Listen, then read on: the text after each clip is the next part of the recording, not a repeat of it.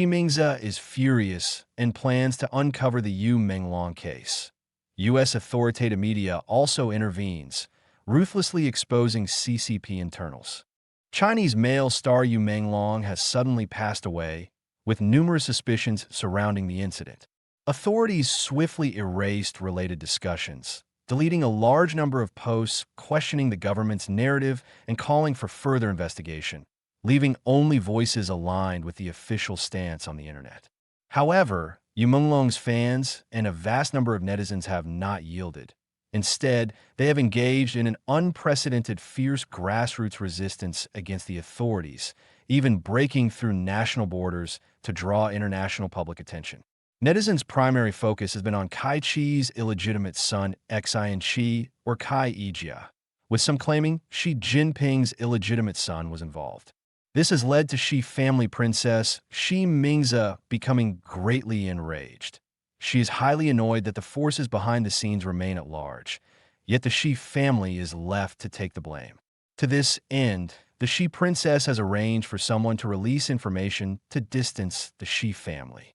The person releasing the message on behalf of the Xi princess is overseas commentator Professor Lu Jang.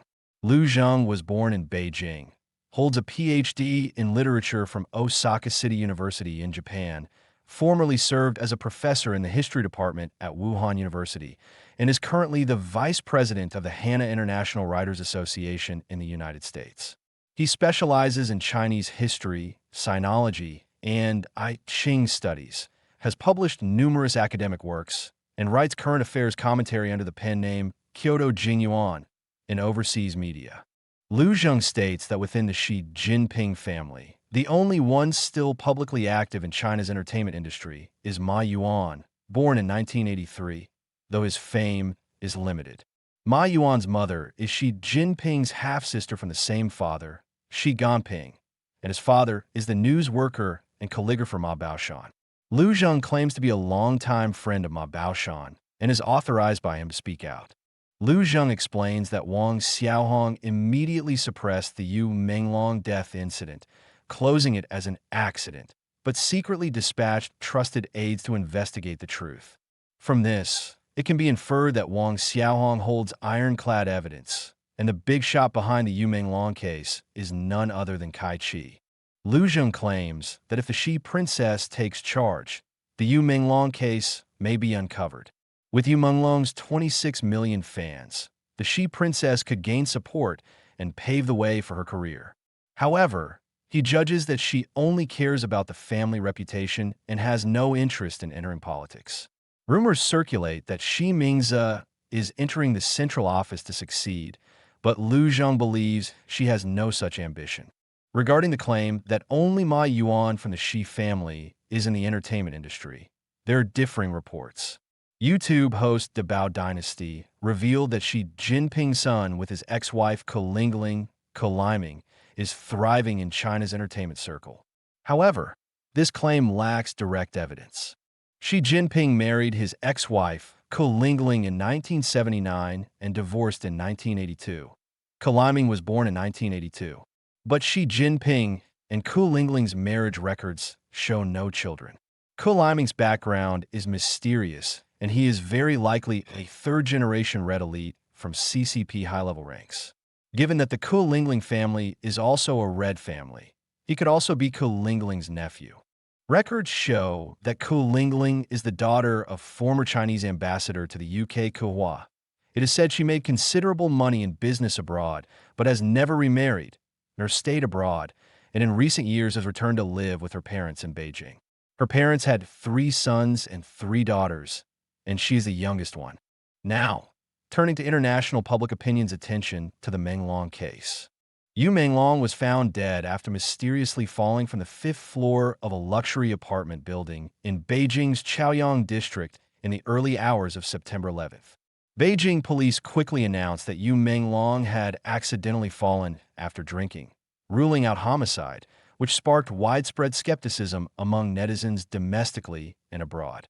Subsequent leaks claimed that Menglong was brutally killed by the illegitimate son of a CCP Politburo standing committee-level high official and then thrown from the building. The Yu Menglong case has been widely discussed on the Chinese mainland and has been fermenting for 3 weeks. It has now expanded to international mainstream media, which have also joined in reporting. The U.S. political media Foreign Policy reported on September 30th with the headline, "China's public remains haunted by covered-up celebrity incidents," and the subtitle, "Actor Yu Menglong's death sparks a series of censorship and rumors." Foreign Policy reports, after Yu Menglong's death, despite the CCP official quickly closing the case and censorship agencies striving to suppress messages related to Yu Menglong's death, his mysterious demise has caused a massive uproar on the Chinese internet. Netizens questioned the official narrative, with numerous sensational but unverified details circulating widely, not only involving multiple actors and producers, but also implicating the illegitimate son of CCP Standing Committee member Kai Chi, accusations of officials using the entertainment industry for money laundering, and a mysterious USB drive. The report points out that authorities swiftly erased related discussions, even sparking speculation due to Yu Menglong sharing the same June 15th birthday as CCP leader Xi Jinping.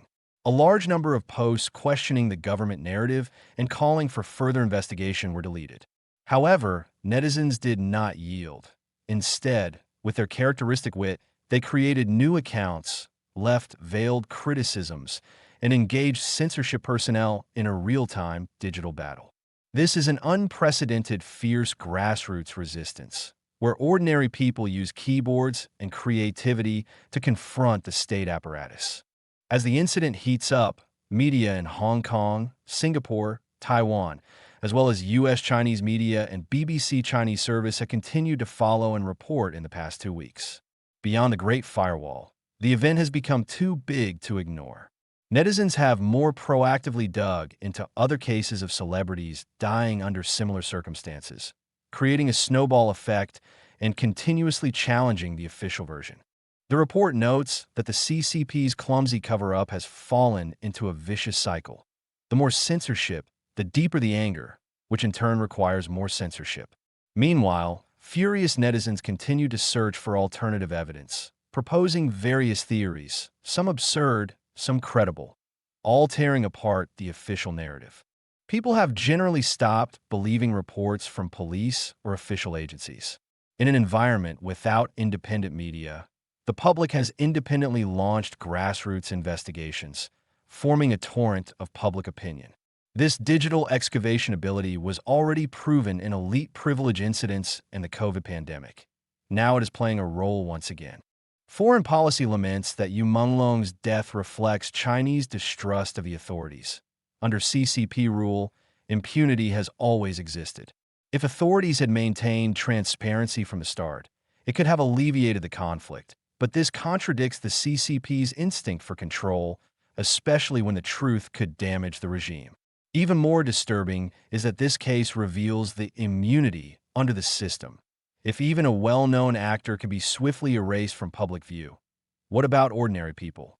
On October 2nd, Taiwan's e-television news channels, Looking Forward Through the Ages video program, stated that the U.S. mainstream political media Foreign Policy, paying attention to the Yu Menglong incident, indicates that the truth of Yu Menglong's death and the issues it has triggered have become an international event. Previously, the British Broadcasting Corporation, Radio France Internationale, Deutsche Welle, and multiple Taiwanese media have reported on Yu Menglong's bizarre death.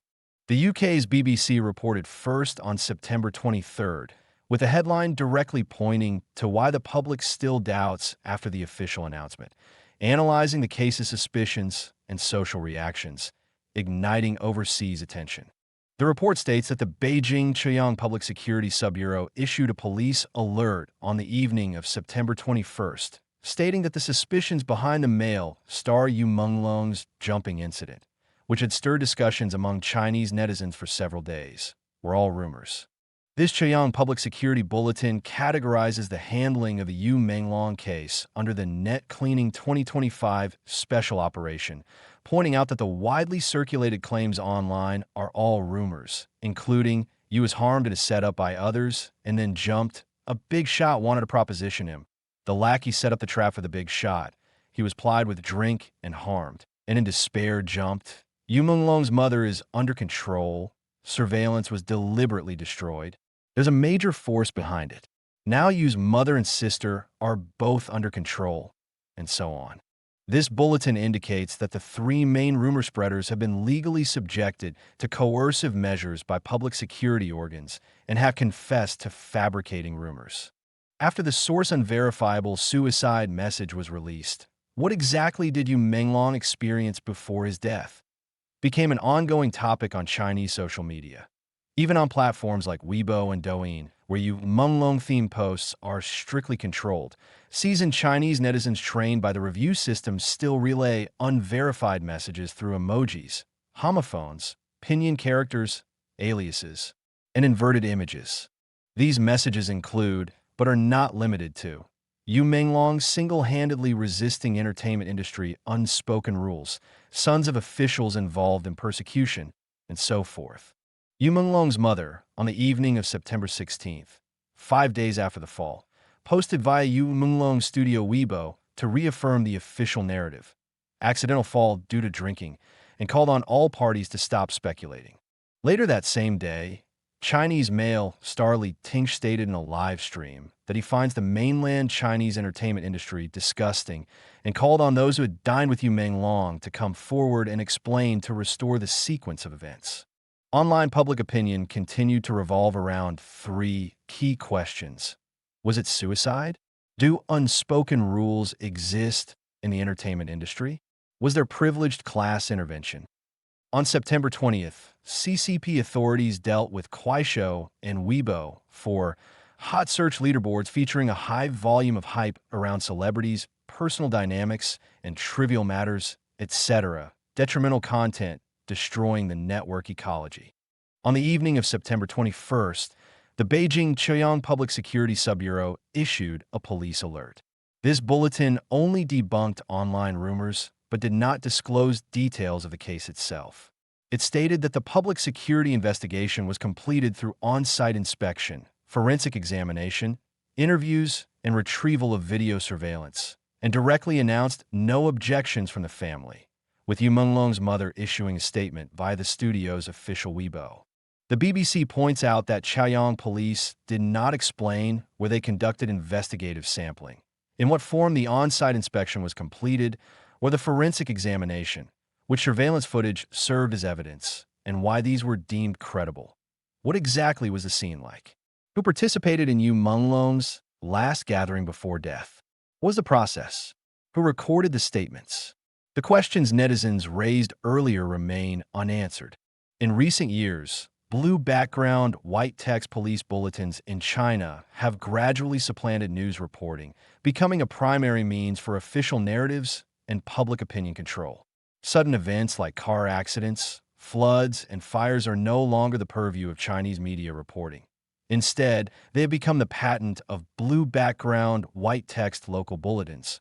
The public must learn from public security mouths whether a place has suffered a disaster, while such information is rarely seen on social media.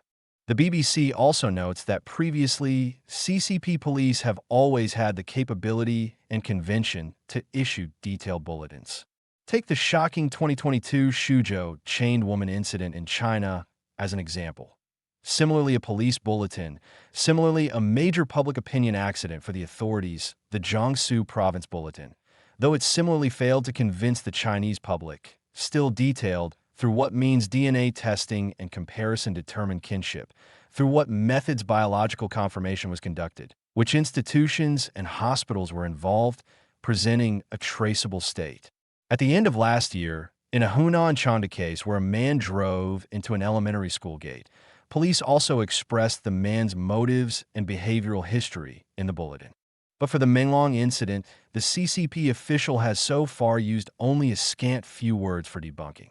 Probably because the more it's painted, the blacker it gets, as the ancients said, tell one lie, and you need 100 lies to cover it. Thus, the exasperated CCP Cyberspace Administration simply issued an announcement to launch the clear and bright, rectifying malicious incitement of negative emotions special operation. Anyone who dares speak out again is full of malice. Additionally, starting from September 20th, a netizen launched a bilingual Chinese-English petition campaign on the world's largest petition platform, Avaaz, titled Seeking Justice for Yu Menglong, calling on international human rights organizations to pay attention and investigate the truth of Yu Menglong's death. As of October 3rd, over 194,000 people have participated in the joint signature.